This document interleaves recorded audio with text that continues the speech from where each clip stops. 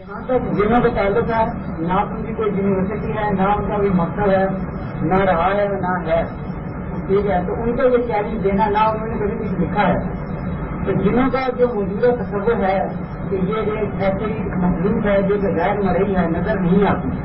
ٹھیک ہے ان کو یہ چیلنج دینا کہ جن اور ان سروس ہیں تو مجھے بھی چلائیے اچھا تو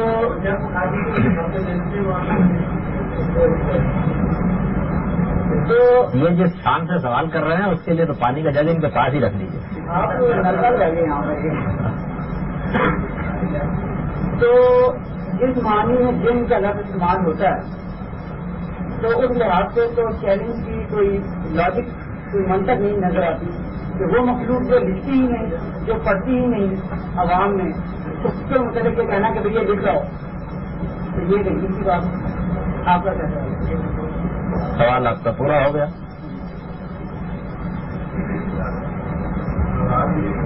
یہ دہرایا جانا انہوں نے یہ سوال کیا ہے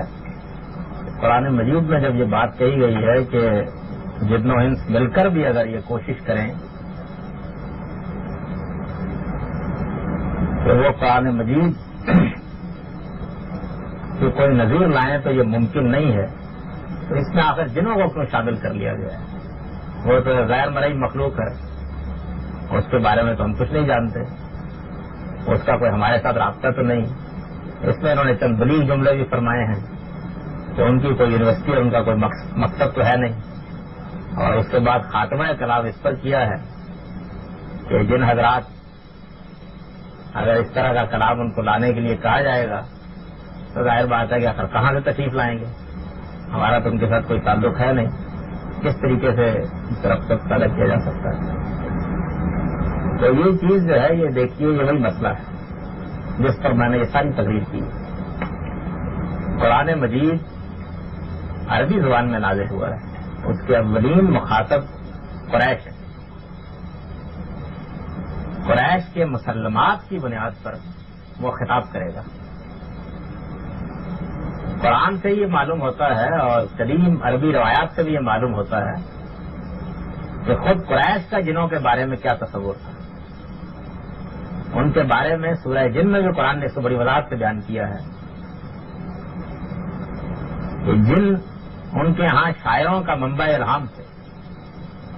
یعنی بڑا شاعر اگر بڑا ادیب ہے کوئی تو وہ یہ کہتے تھے کہ اس پر کوئی جن الہام کرتا ہے یعنی ان کے ہاں کوئی اعلیٰ کلام جنوں اور انسانوں کے باہمی اشتراک کے بغیر وجود پذیر نہیں ہو سکتا یہ بات مسلمات میں تھے ان کے وجود تو ان کا خیال تھا کہ ربط پیدا کرتے ہیں جن قرآن مجید نے ان کے اس مسلمے کو سامنے رکھا اور ان سے کہا کہ اچھا یہ بات ہے تو یہ جن حضرات اس سے تو پہلے بہت تمہاری مدد کرتے رہے ہیں اب بھی اگر ان سب کو بلا لو یہ تمہارے ان شاعروں کے ساتھ مل کے ان ادیبوں کے ساتھ مل کے اس قرآن کا جواب لا سکتے تو لے آئے یہ مخاطب کے مسلمے کو سامنے رکھ کے اس کو بہت تحدی کے انداز میں یہ بات کہی گئی اس کو اس کے جگہ پر رکھیں گے تو اس کی شان نمایاں ہوگی وہاں سے اٹھا لیں گے تو پھر یہ سوال پیدا ہو جائے گا جنہوں نے کیا اس کو وہاں رکھ کے دیکھیے یہ آپ نے ویسے کہ دیہاتی زبان کے متعلق کی بات کی تھی کہ جو دیہات کے لوگ ہیں وہ ان کی جو عربی ہے وہ بہتر ہوگی شہروں میں رہنے والے یہ بات میرا مرکز نہیں ہے بات کا بات یہ کرنا چاہتا ہوں کہ جیسے غلام احمد طویل صاحب تھے انہوں نے یہ کہا تھا کہ جو جن ہے یہ اس آبادی کو کہتے ہیں کہ جو کہ دیہاتوں میں رہتی ہے اور عام طور پہ عام انسانوں کی نظروں سے کوشش ہوتی ہے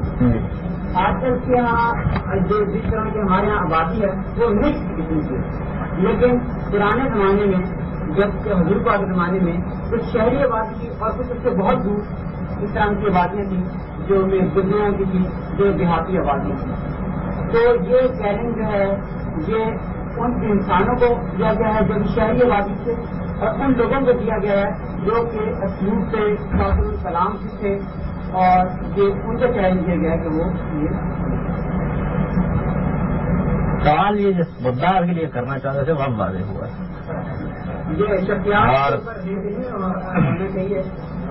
اور ان کا سوال میرا خیال ہے یہ بھی تقاضا کرتا ہے کہ دوہرا دیا جائے اس کو لوگ اچھی طرح نہیں سن سکے ہیں یہ کہتے ہیں کہ غلام احمد پرویز صاحب نے ہمارے یہاں ایک معروف اسکالر رہے ہیں، جن کا مطلب یہ بیان کیا ہے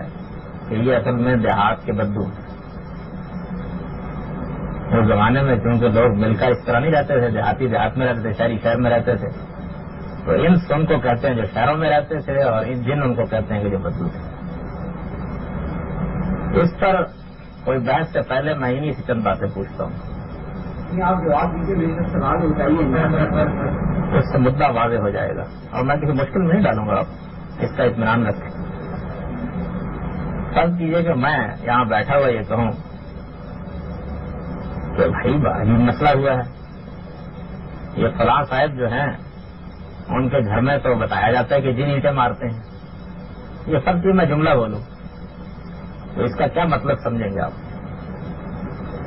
یہ غیر مزید مخصوص ہے ہمارے یہاں، یعنی یہ اس جن سے مراد وہی لیں گے نا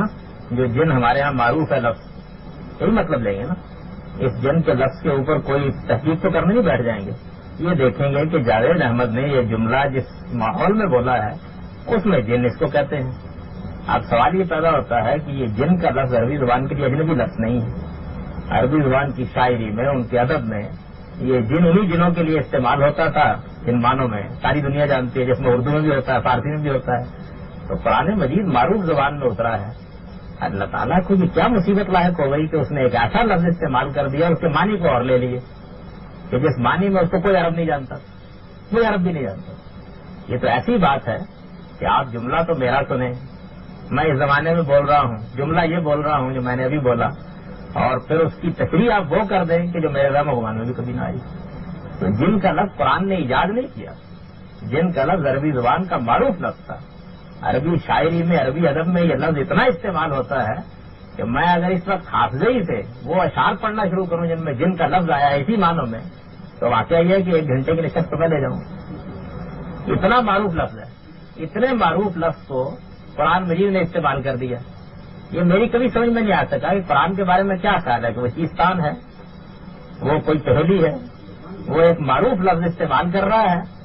یہ آپ دلیل دیجئے کہ عرب، قدیم عرب جن کا لفظ اس معنی میں استعمال نہیں کرتے تھے یا کرتے تھے، یہ دلیل دیجئے۔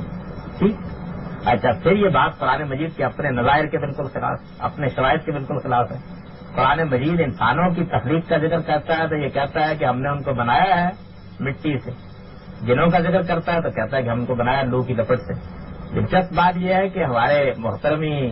غلام محمد پرویز صاحب مٹی کے ذکر کے اوپر یہ تو نہیں کہتے کہ انسان بڑا خاکسار واقع ہوا ہے، شہری واقع ہوا ہے، اس میں گرد بہت اڑتی ہے، مٹی اس پہ پڑ جاتی ہے۔ وہاں تو یہ بتاتے ہیں کہ یہ پورا ارتقاء کا فلسفہ ہے کہ انسان جو ہے وہ مٹی سے، کیچڑ سے پیدا ہوا ہے۔ اوپر والی آیت میں تو انسان کی تخلیق بیان ہو رہی ہے، اس کا مادہ بیان ہو رہا ہے، اور دوسری آیت کے اندر لو کی لپٹ کا مطلب آپ یہ کر دیتے کہ بڑے آپسی مزاج ہوتے ہیں جن، وہ دیہاتی لوگ، تو اس لیے ان کو یہ کہہ دیا گیا ہے۔ تو اس تضاد فکر کو کہاں تک نبھائیں گے؟